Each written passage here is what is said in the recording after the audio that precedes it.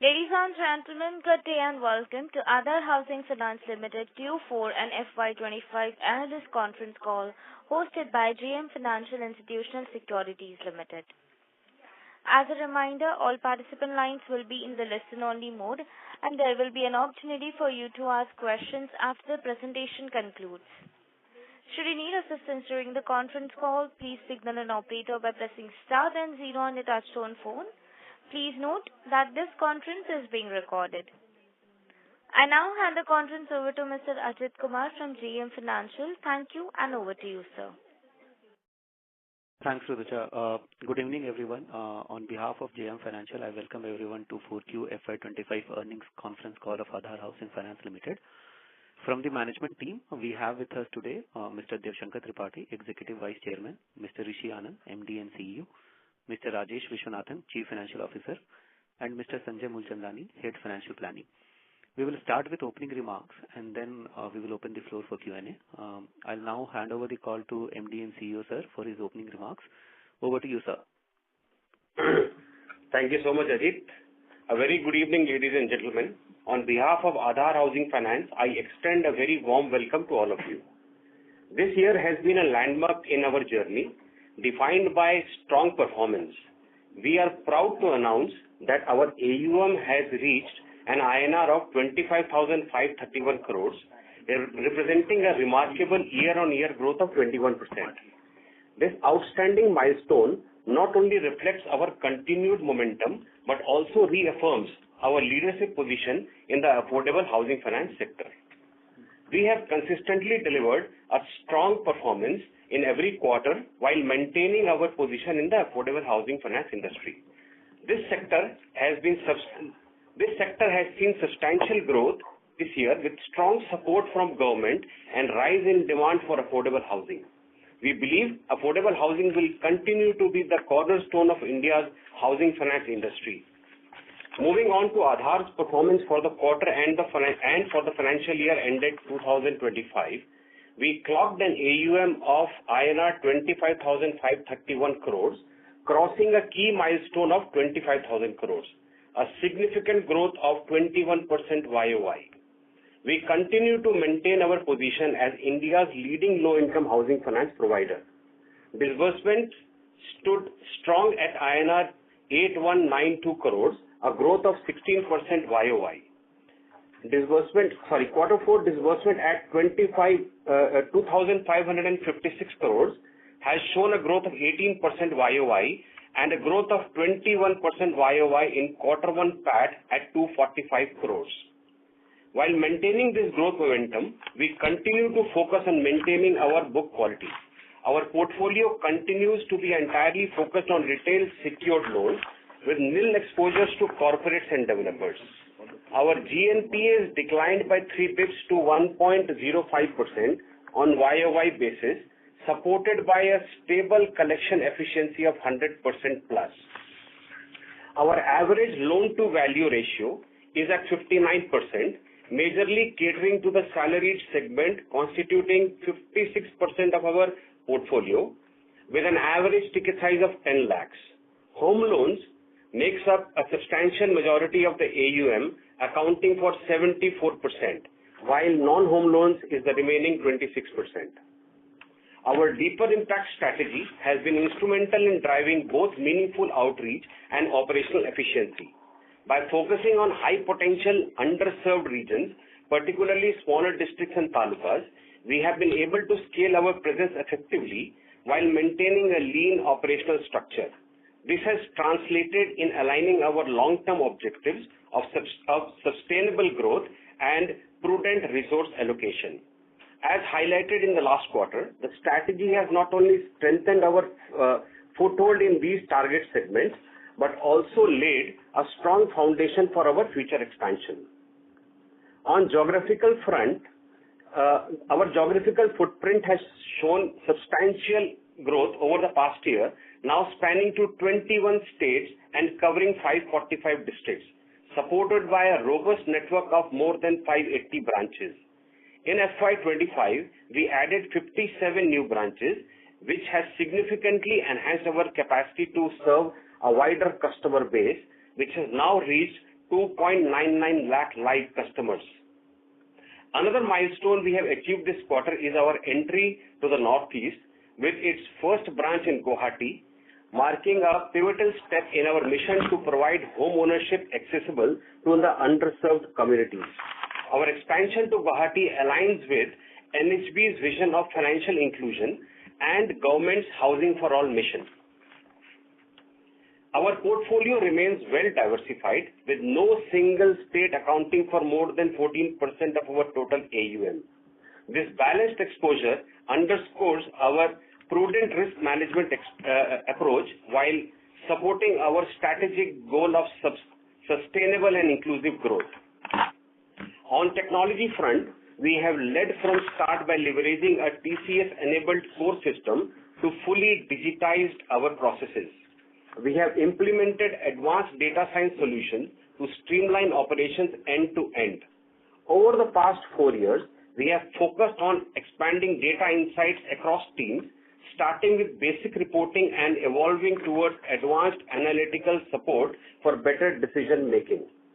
With this strong foundation in place, we are now moving towards deeper insights through AI and machine learning, unlocking smarter, more transformative outcomes.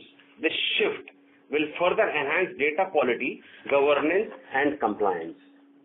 On the liability side, we continue to focus on our diversification strategy, and in the third quarter, we have explored ECB as an option. Rajesh will be speaking a little more about it. The affordable housing finance sector has witnessed a strong growth momentum in the recent quarters, attributed to urbanization and rising demand for housing loans, along with significant push given by the government. Union Budget 2025 provides a strong boost to the affordable housing finance sector through measures that directly benefit institutions like us.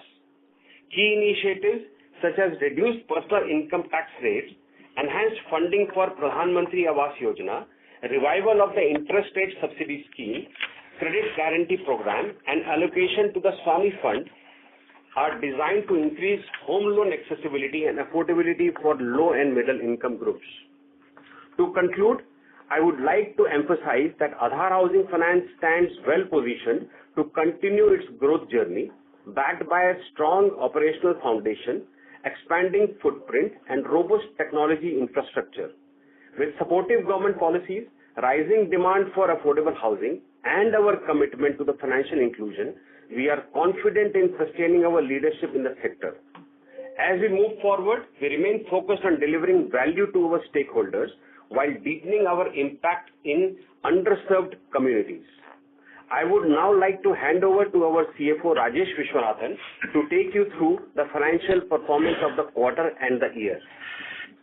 Thank you, Rishi, and good evening, everyone.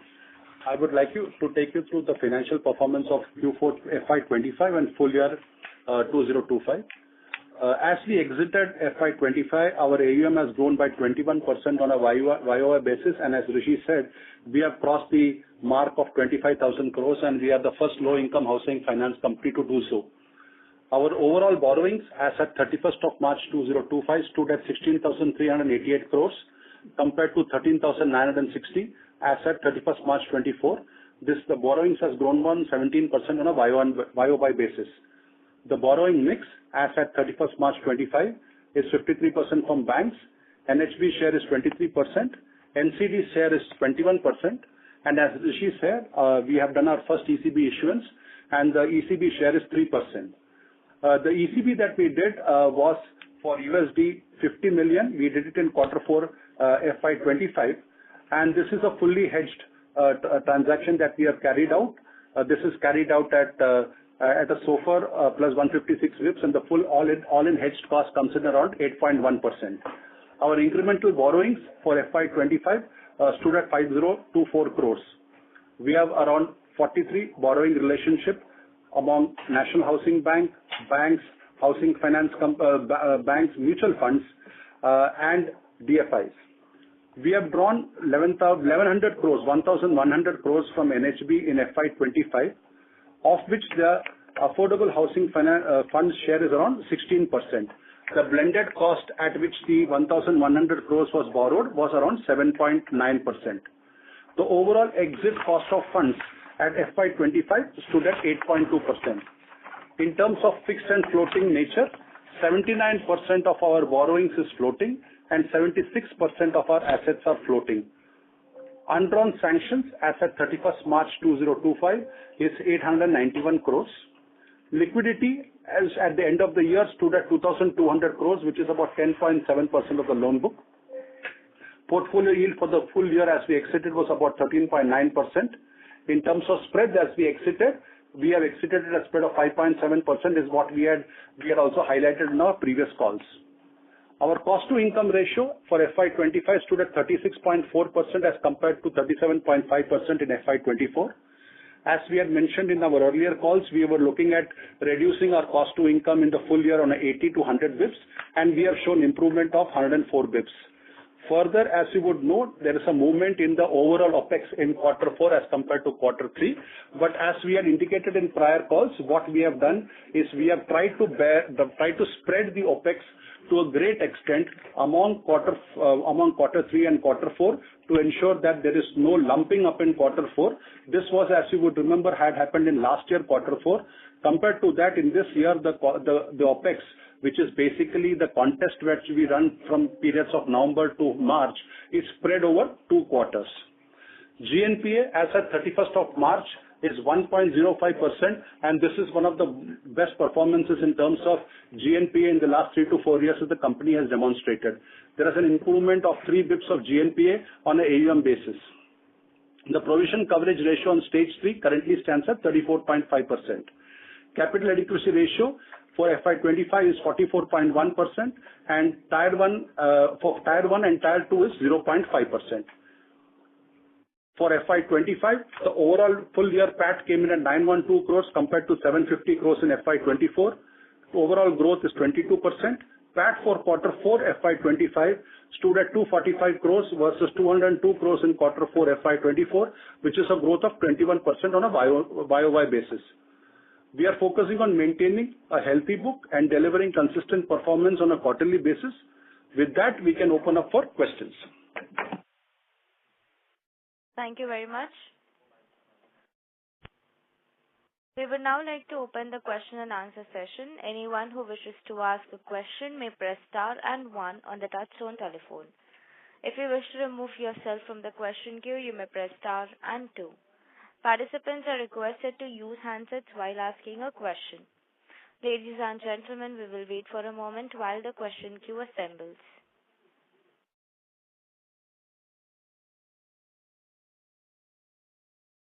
The first question is from the line of Renish from ICICI. Please go ahead. Yeah, hi sir.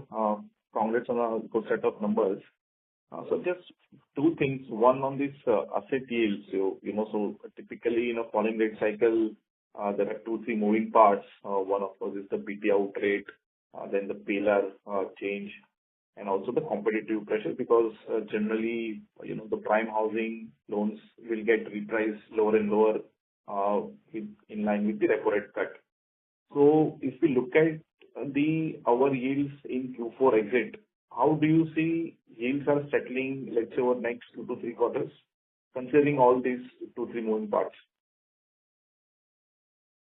I think, Renish, if you look at our overall book yields, it has been quite consistent on a quarterly basis for the last 3 quarters. And as we had said, the full year yields are around 30 bips lower than the book yield. So in Q4 also, we have been quite good at managing to get incremental yields of around 13.5 to 13.55%, which is quite similar to what we had in Q3. Yes, BT, as you correctly said, some of the prime housing finance companies obviously do a lot of aggressive BT in the Q4, and the BT out rate, as we exited the year, we had a 6.5% BT out, which was a drop from 6.9% in Q4 of last financial year. So to that extent, some of the steps that we had taken on BT out is something that has helped us to stem the BT route to by about 50 bips on a quarter-on-quarter basis. No, but I mean, let's say in a scenario where there could be higher BT out rates going ahead, And in order to sustain 20% plus growth, obviously we have to get into the price war. So in that scenario, I mean, how comfortable or confident we are that we'll be able to sustain this disbursement yield of 13.5? So Ranesh, I can come in here, Rishi here.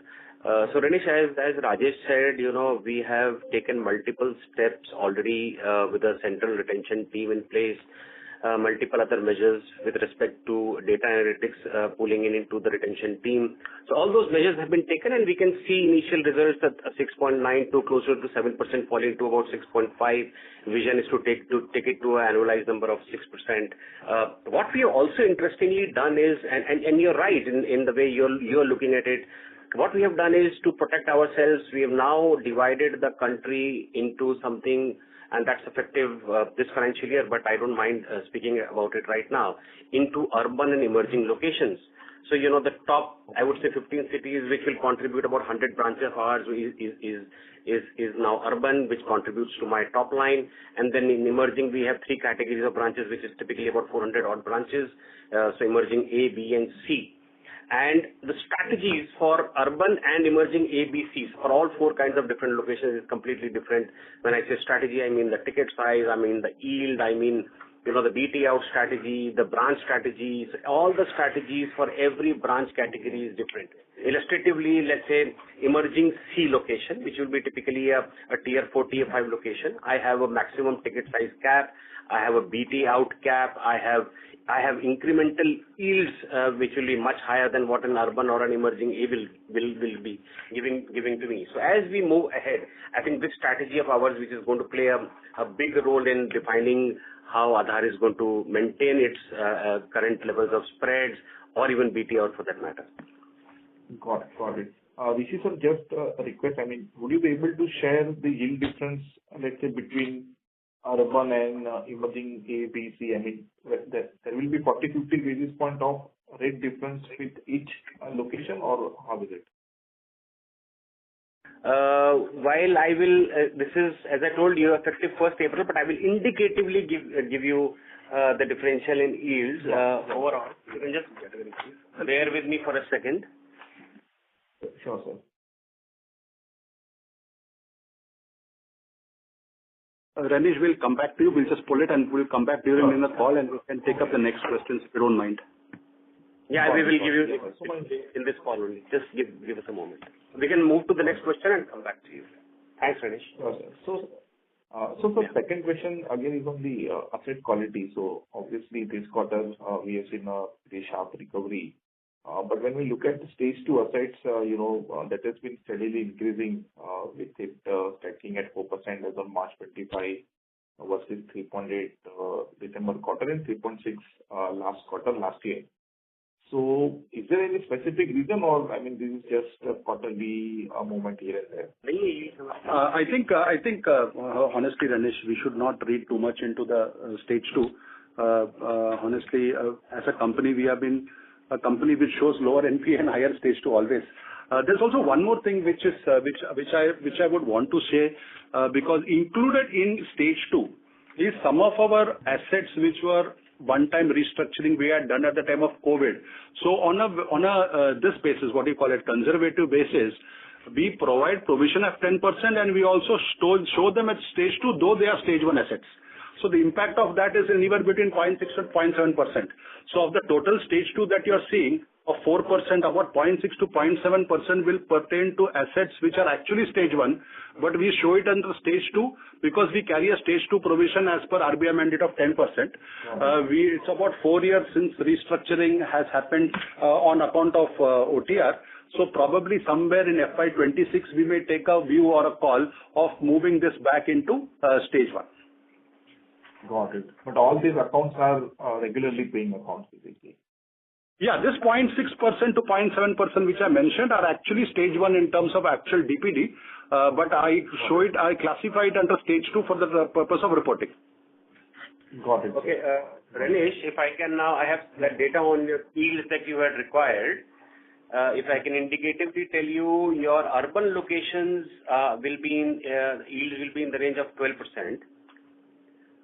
Your emerging ABC, as I told you, will be in the range of 14 to 16%. Got it. Okay. And that's how the combined 13.5, 13.6 is.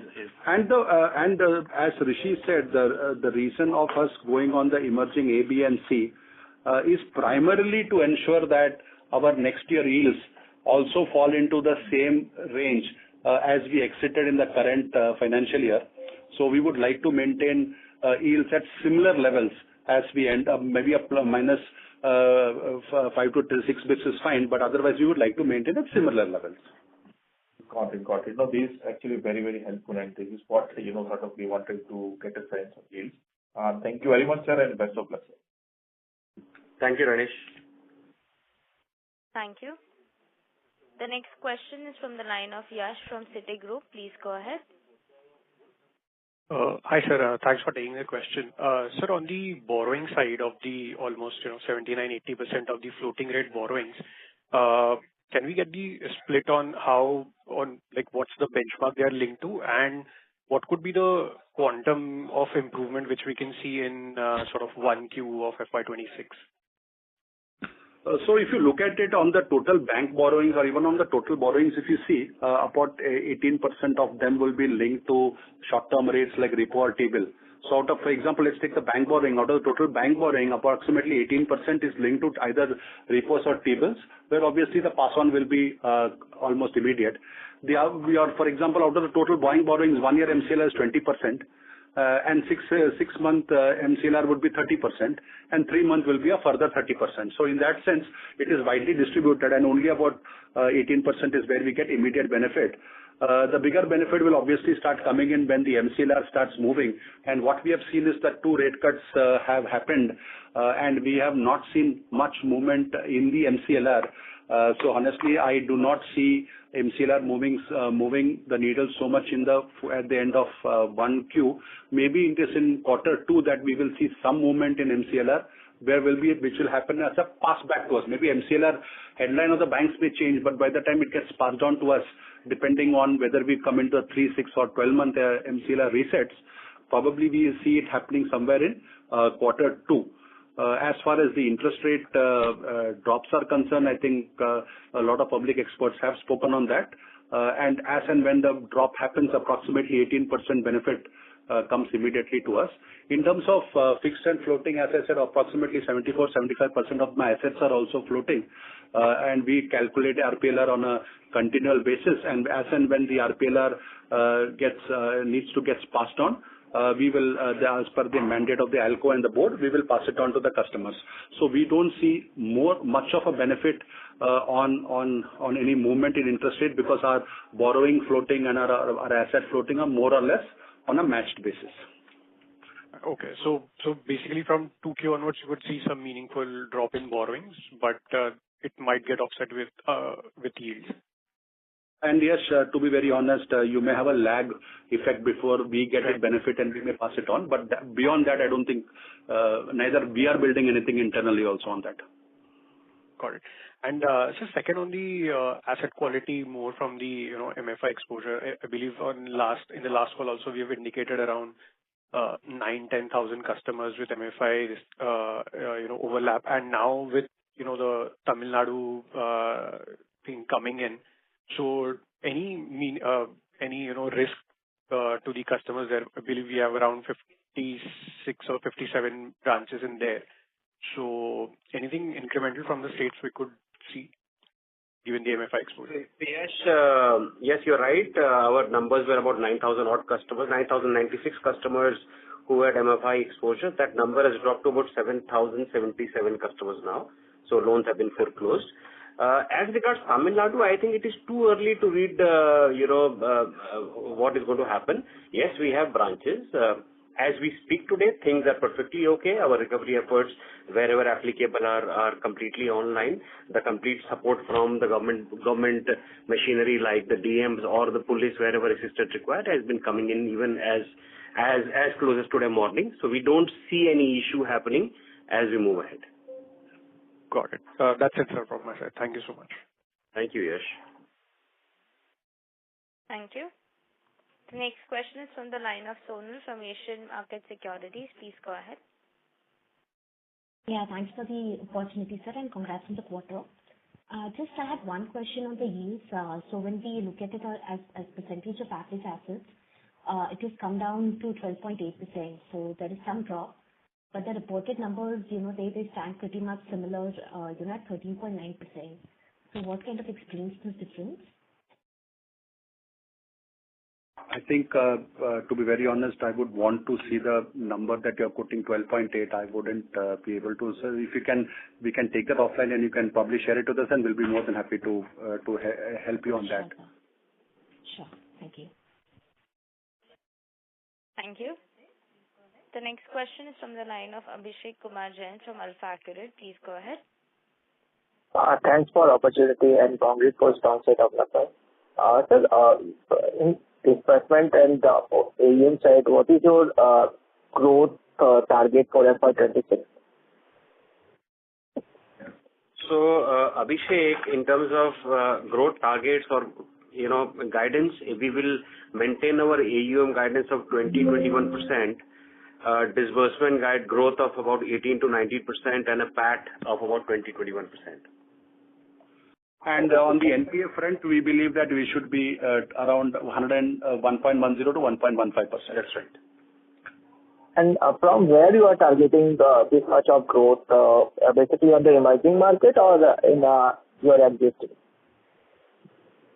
So our primary growth is going to come from emerging markets.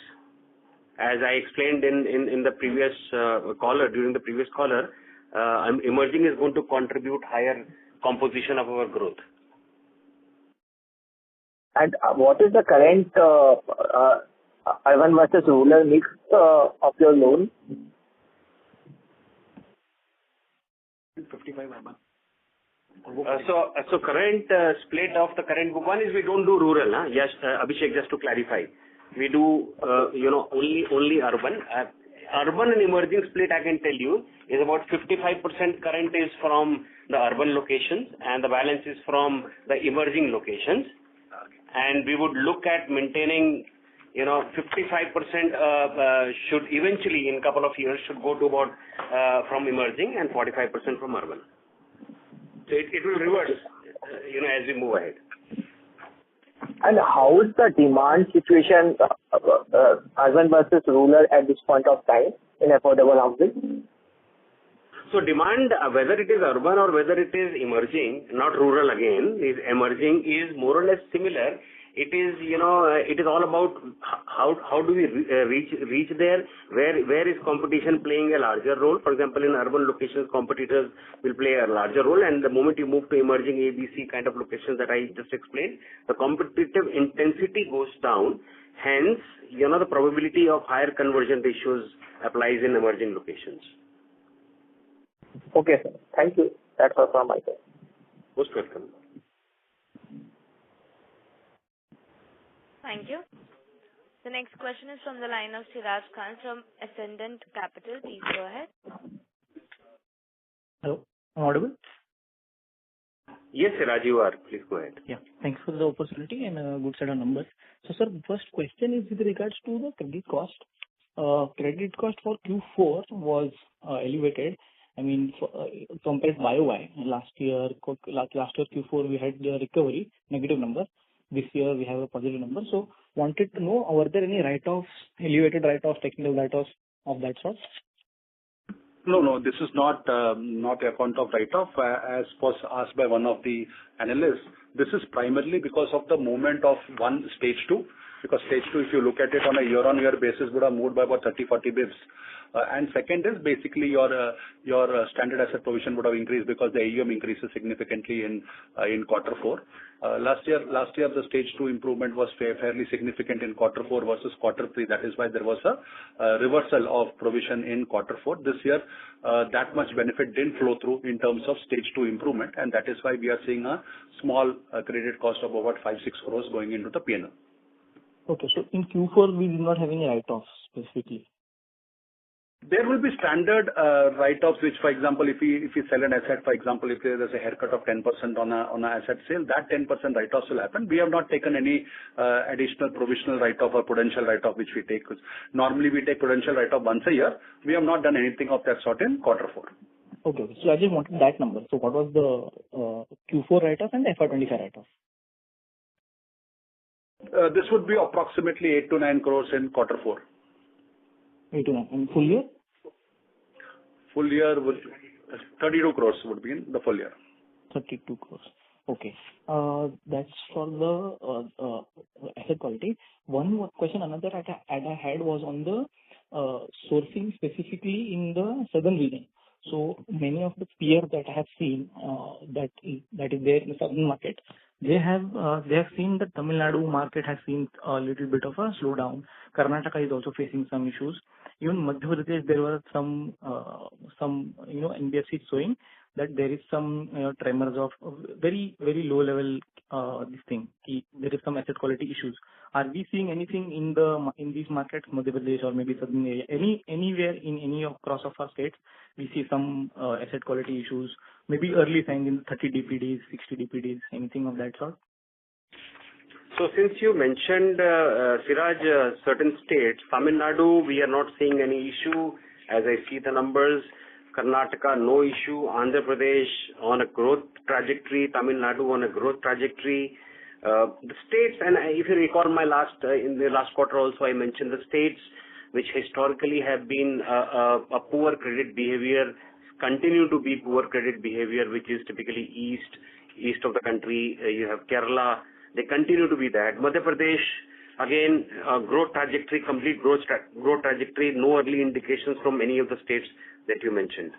Neither in bouncing any negative indications, nor in 1+, nor in NPA. Great. And finally, on the OPEX. So year on year, cost to income has also come down. So what are the drivers that we will get this further lower? What is the target with respect to both cost to income and OPEX to AUM? I think when we reduce 120 bips of cost to income, I think I had said that we want to reduce around 150 bips in 2 years, to be very honest. And we already done about 120 bips in year one. I think, to be very honest, next year we will have around a 30 to 50 bips sort of a drop in cost to income. The driver over here predominantly is that majority of our expansion has already happened, and the incremental expansions that we do, about 50-60 branches expansion that we do, about 60-65% of the branch expansion will happen in emerging B and C, which are smaller offices, and where the cost of OPEX of setting up these offices is predominantly lower, and the remaining 30-35% will happen in the bigger offices. And the second thing is, obviously, since we have invested significantly 3-4 years back in data analytics as well as in technology, that benefit of that is seen right across the company, whether it is sourcing, whether it is credit, the number of files that they can handle, technical in terms of turnaround time. So basically, the sheer productivity not only of the sales guys, but also of the non-sales guys has stepped up. So that is the reason that for the incremental 100 rupees of business, the OPEX that I had to probably put in 3 years ago is not the same. Obviously, we are seeing benefits of productivity. And that is a driver that we constantly work on, whether it is frontline sales productivity or productivity right across all the business support functions. Understood. That was it. Just a few statistics, if you could provide. What was the login to sanction and the sanction to disbursement ratio for the year? And the files per officer. Files per officer or volume per officer?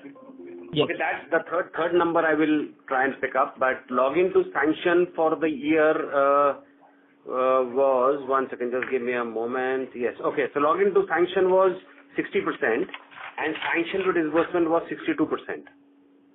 Okay, and the corresponding last year number, if that is readily available, could that be? The previous year, it was the login to sanction was 61.8 in FY24. In FY25, it is 60. Sanction to disbursement was 62.5, and in 25 it is 62.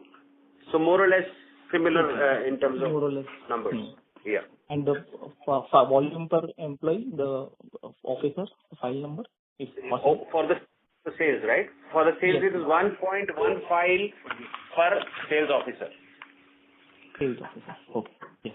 That was very helpful. I'll join back in. This is for the frontline sales. Yes, and the ROs, so you are speaking about, right? Yeah, that's right. You got it right, yeah. Okay. Thank you. Thank you. The next question is from the line of Nidesh Jain from Investec. Please go ahead. Thanks for the opportunities. So on credit rating, how is the conversation with the credit rating agencies on possibility of credit rating upgrade? That is my first question, and then I have some data keeping questions. Okay, so credit rating, as also informed Nitesh earlier, we are already engaged with both the credit rating agencies, and I don't foresee that this rating upgrade should be prolonged for too long. While obviously it is a decision that will be taken at their management level or the rating committee level, but we've had good rounds of meetings even as last 15 days. So that's the update. Sure. So because in terms of size and other financial metrics, we are doing quite well, and we have also reached across 25,000 crore of size. So that's what both the rating agencies also tell us. Yeah. So meaning, I will leave it up to their judgment. Secondly, if you can share incremental yields and incremental ticket size, loan size for Q4, incremental yields and incremental loan size. Incremental yields has come in around 13.45, and incremental ticket size on a blended basis is 13 lakhs. HL is about 15 lakhs and 9 lakhs is non-home loan. And in terms of sourcing mix for the full year or for the quarter, if you can share the sourcing mix between in-house, DSA and connectors.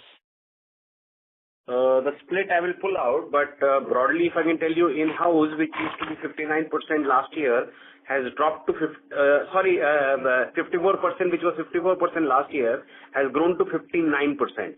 So almost 60% is now in-house. And the balance is external, split between DSAs and connectors. Yeah. So of the 41%, your corporate DSA would be in the range of about 25%. The balance would be what we call connectors. Connectors, only retail DSA. A point that we wanted to mention over here is our Aadhar Mitra program, which if you remember, we have been always talking about it for the last 3-4 years.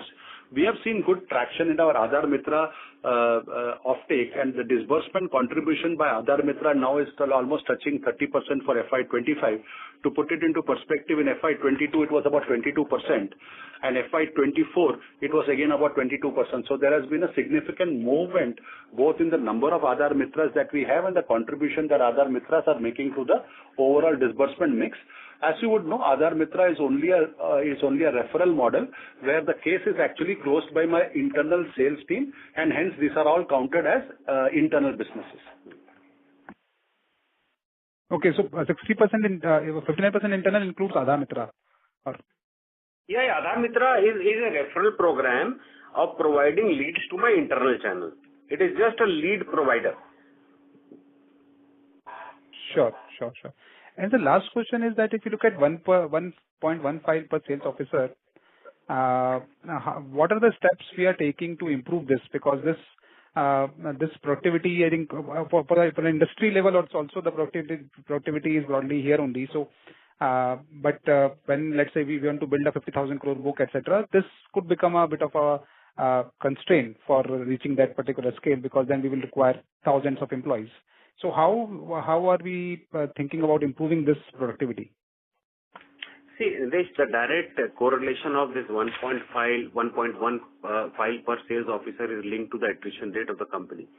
So, and we've realized that, and we understand the data, we understand the psyche of our front-end employees. We have launched multiple programs, right from handholding to internal schemes of their growth trajectory, etc., just to ensure. And we've seen early positive results, at least in the last 3 quarters that we've been doing this. Our attrition rates have dropped. The moment the attrition rates drop, And if I were to look at numbers in the current quarter or the last month, for example, they have gone up. I will not say substantially, but you can see a trajectory moving northwards. So it is directly correlated to attrition. We have started addressing attrition, which will eventually lead to a higher file per RO. Sure, sir. Thank you, sir. That's it from my side. Thank you, sir. Thank you. The next question is from the line of Abhishek M from HSBC. Please go ahead. Yeah, hello. Am I audible? Hello. You're audible. Yeah, please. Yeah, hi. Thank you. So thanks for taking my question.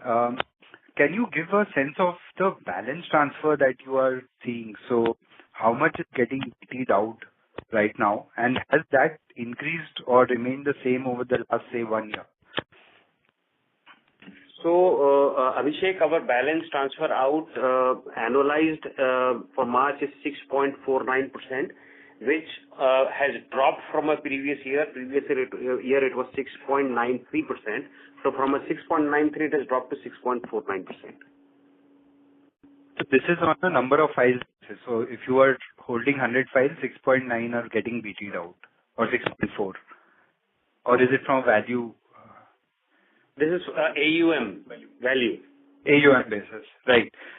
So, see, as per my understanding, a lot of larger HFCs are trying to build an affordable housing book, and they are trying to approach customers who have been with you and, your peers for 2-3 years, good track record, and they are able to offer lower rates, given their own lower cost of funds and OPEX and all that. So, is that not increasing in instance, and that is why your BT out rate is coming down? Or is it some calculation thing that is contributing to this? I just wanted to understand how you are able to retain these many customers, when competition from large peers is increasing.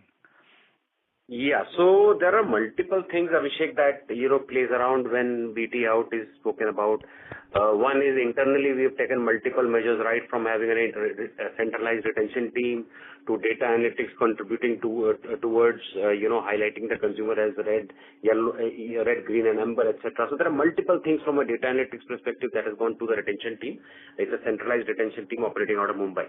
So any customer across 600 branches approaches a branch for a BT out is immediately redirected. We understand the reason of his BT out. If it is yield, good customer, green tagged customer, we look at our own spreads and accordingly maybe look at the customer. If he needs top up, based on our policy, we look at top up. That is one. Second is while you mentioned large housing finance companies, etc., everybody has a certain risk appetite. As we understand, there are certain large companies who are not very comfortable with a certain CRIF score. There are companies which are not comfortable with self-employed, no income proof underwriting. There are certain large housing finance companies not comfortable with the kind of properties my consumer buys. It is a mix of lot of things. A generic statement that one large company can come and take up your BT. No, it doesn't work like this. It is a combination of all these three things. Third, when we talk about larger companies looking at our consumers, this is primarily going to happen only, or is happening, I would say, primarily in the emerging A and urban locations, and that's why our shift in strategy, emerging B, C. So that is going to balance out completely, and that is actually already you can see the numbers, panning out. For example, versus the last year, as I quoted, almost a 7% of our BT out has fallen to about 6%, 6.5% today. Sure. Thanks for that. That was very comprehensive.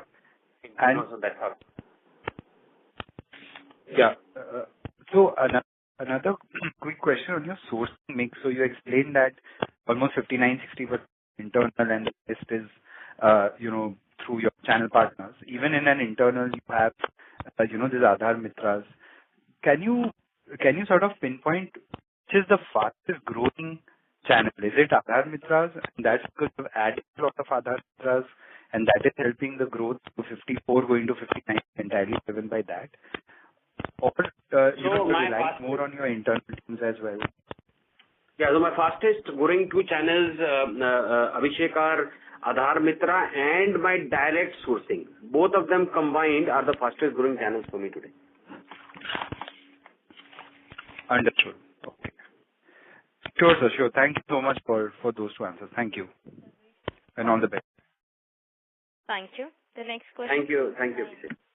The next question is from the line of Parth from Nomura. Please go ahead. Hi. So congratulations on a good quarter, sir. So just two basic questions. You mentioned that the share of emerging markets is going to improve going ahead to 55% from the current levels of 45%. And we also see good traction in the non-home loan segment. So do you see any incrementally improving impact on the yields with growth in these two segments and geographies? And apart from that, since you'll be growing in the emerging market segment, can we expect some improvement in the share of self-employed customers and EWS LIG customers, and whether this will have any detrimental impact on the credit costs? That would be it. Yeah, I think as we explained, overall the strategy of moving into or splitting the business into emerging and urban and emerging 1, 2, 3 is to maintain the healthy yields that we currently have. So I think the idea is to maintain the yields that we currently have. To be very honest, we don't expect the yields to grow significantly from where we are currently. Maintenance of the yields itself is a fair achievement. Whatever benefit we get from emerging B and C is where the yields will be slightly more stronger.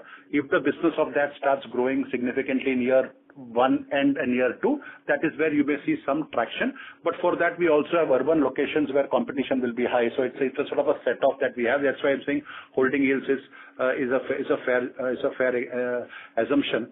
The second question that you had was on consumer profile. See, consumer profile, what is going to happen is as we move ahead in this strategy, our self-construction business will go up, our self-employed business will go up, because the more you focus on emerging B and C locations, that these are smaller district centers where more of self-employed customers are available, which gives us an upside on managing. So what are we trying to protect by doing broadly? If I can give you a couple of points. One is we are trying to protect our ticket size.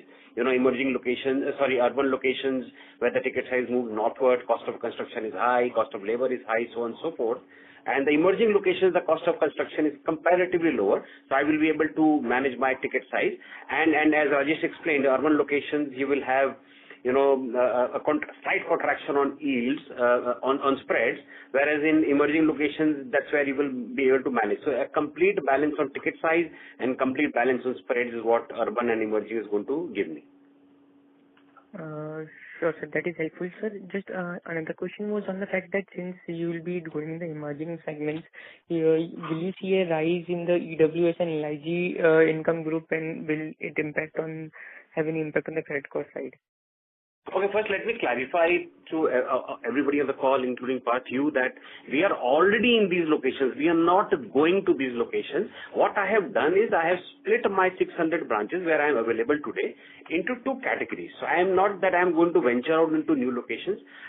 From a pure strategic and control perspective, ticket size perspective, yield perspective, I have just distributed not only the branches but even my teams. I am trying to put the best and the strongest team on the emerging side because urban locations are more or less on auto mode right now. So that's what I'm doing. So will my credit cost enhance because of this? No, it will not, because this is the business that I've already been doing. Sir, that is helpful. And just one last question. So your top states like Rajasthan, UP, Maharashtra, and even Madhya Pradesh is now at 11%. Sorry, not Madhya Pradesh, Gujarat. So do you plan to change your threshold of maintaining per state AUM at just 14% to a bit of a higher threshold once you start seeing improved growth in the states?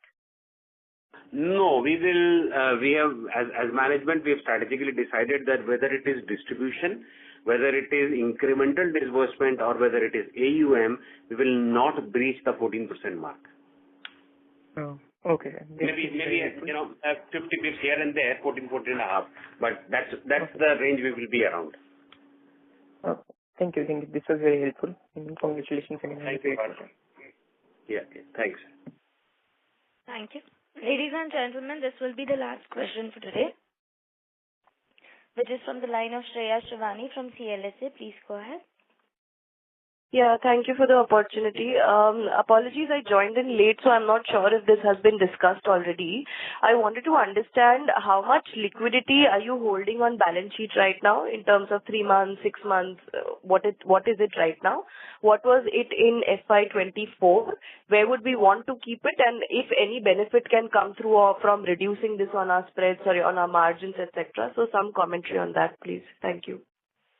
So our overall liquidity that we had at the year-end stood at about 2,200 crores, which is approximately 10% of the loan book.